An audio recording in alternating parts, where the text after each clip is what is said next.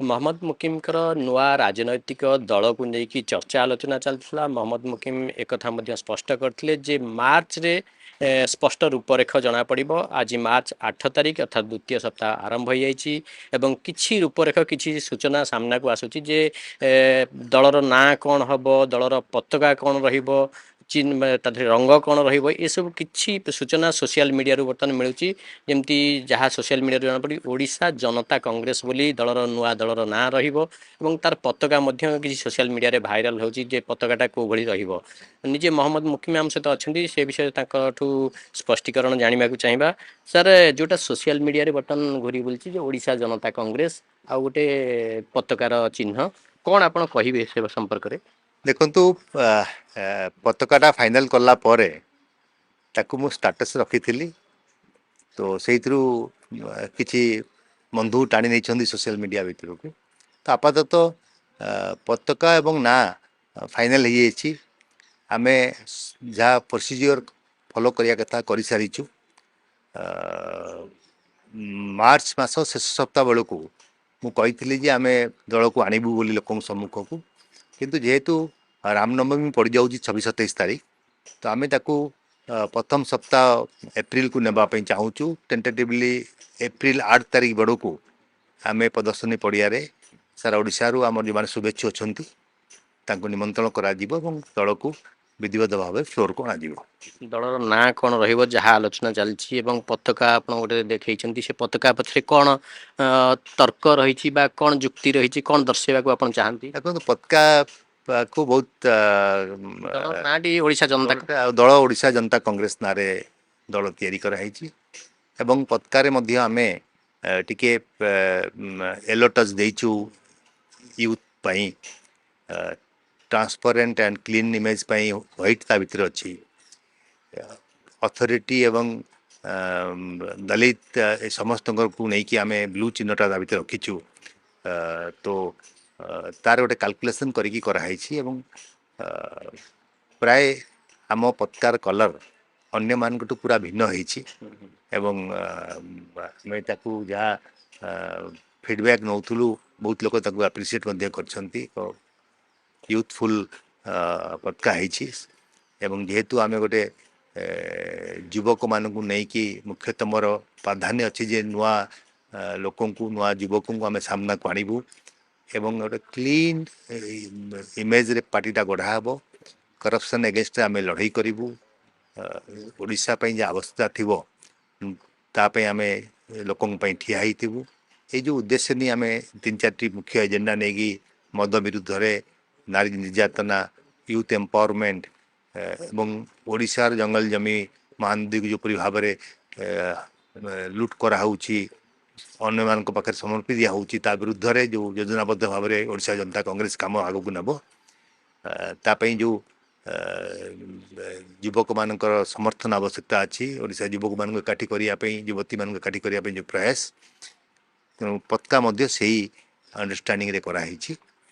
ଆଉ ଗୋଟେ ଆମେ ଦେଖିଲୁ ଯେ ଓଡ଼ିଶା ଜନତା କଂଗ୍ରେସ, ଜନତାର ବି ନାଁ ରହିଛି, କଂଗ୍ରେସର ବି ନାଁ ରହିଛି। ଦେଖନ୍ତୁ, ଆପଣ ତାକୁ ଓଲଟେଇ ଦିଅନ୍ତୁ। ଇଏ ଦଳ କେବଳ ଓଡ଼ିଶା ଜନତାଙ୍କର କଂଗ୍ରିଗେସନ୍, କଂଗ୍ରେସ ମିନ୍ସ କଂଗ୍ରିଗେସନ୍। ସୋ ଓଡ଼ିଶା ଜନତାଙ୍କର କଂଗ୍ରିଗେସନ୍ ନେଇ ଆମେ ଆରମ୍ଭ କରିଛୁ, ଯେଉଁଟା କୋଇନ୍ସିଡେଣ୍ଟଲି ବିଜୁ ଜନତା ଦଳ କିମ୍ବା ଭାରତୀୟ ଜନତା ପାର୍ଟିରେ ଜନତା ୱାର୍ଡ଼ଟା ୟୁଜ୍ ହେଇଛି ଏବଂ କଂଗ୍ରେସ ନ୍ୟାସନାଲ୍ କଂଗ୍ରେସରେ କଂଗ୍ରେସ ୟୁଜ୍ ହେଇଛି। ଦୁଇ ଜଣ କୋଇନ୍ସିଡେଣ୍ଟରେ ଅଛି। ଆମେ କିନ୍ତୁ ଓଡ଼ିଶା ଜନତାଙ୍କର କଂଗ୍ରିଗେସନ୍କୁ ନେଇକି ଏ ଦଳ ତିଆରି ହେଉଛି ଓଡ଼ିଶା ଜନତାଙ୍କ ପାଇଁ ଏବଂ ମୁଖ୍ୟ ମୁଦ୍ଦା ରହିବ ଆମର ଓଡ଼ିଶା ଇଜ୍ ଫର୍ ଓଡ଼ିଆ, ଓଡ଼ିଆଙ୍କର ଓଡ଼ିଶା। ଓଡ଼ିଆଙ୍କର ହକ୍ ପାଇଁ ଆମେ ଲଢ଼େଇ କରିବୁ ଏବଂ ତାଙ୍କ ହକ୍ ତାଙ୍କୁ ଦେବା ପାଇଁ ଏ ଦଳ ଚେଷ୍ଟା ରହିବ। କିନ୍ତୁ ନାଁରୁ ଯାହା ଜଣାପଡ଼ୁଛି, ମାନେ ଆପଣ ଜନତା ସହିତ ରହିବାକୁ ଚାହୁଁଛନ୍ତି, ମାନେ ଜନତା ଦଳରୁ କିଛି ଲୋକ ରହିବେ। ସେମାନେ ଯେହେତୁ ଇଏ ନାଁ ଗୁଡ଼ିକ ପରିଚିତ ଓଡ଼ିଶାରେ, ଜନତା ଦଳ ବା ବିଜୁ ଜନତା ଦଳ, କଂଗ୍ରେସ ହଉ, ପରିଚିତ ନାଁ, ଗୋଟେ ଲୋକଙ୍କ ସହିତ ମେଣ୍ଟେନ୍ କରିବା ପାଇଁ, ତାକୁ ମଧ୍ୟ ଲୋକଙ୍କୁ କନେକ୍ଟ କରିବା ପାଇଁ, ଲୋକଙ୍କୁ ଇଜିଲି ତାକୁ ଆକ୍ସେପ୍ଟ କରିବା ପାଇଁ ଯାହା ଆବଶ୍ୟକତା ଅଛି ସେ ଅନୁସାରେ ୟାକୁ ତିଆରି କରାହେଇଛି। ତେଣୁ ଲୋକଙ୍କ ପାଖରେ ନାଁଟା ବହୁତ ଜଲ୍ଦି ଗ୍ରହଣୀୟ ହେଇଯିବ, ପରିଚିତ ହେଇଯିବ ଏବଂ ଭେରି କମନ୍ ଇଏରେ ଅଛି ଏବଂ ପତାକା ମଧ୍ୟ ଆମେ ସେ ଅନୁସାରେ ଦେଇଛୁ।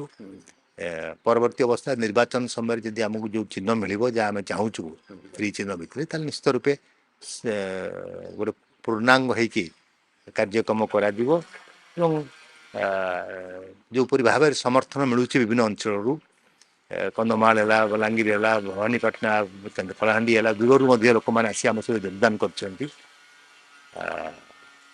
ଆସନ୍ତା 22 ତାରିଖରେ ଏଣ୍ଟାୟାର ଯାଜପୁର ଜିଲ୍ଲାରେ ଲୋକମାନେ ଜଏନ୍ କରିବେ ଆମ ସହିତ ବିଭିନ୍ନ ଦଳରୁ ତାଙ୍କର ପ୍ରସ୍ତୁତି ବୈଠକ ସରିଯାଇଛି।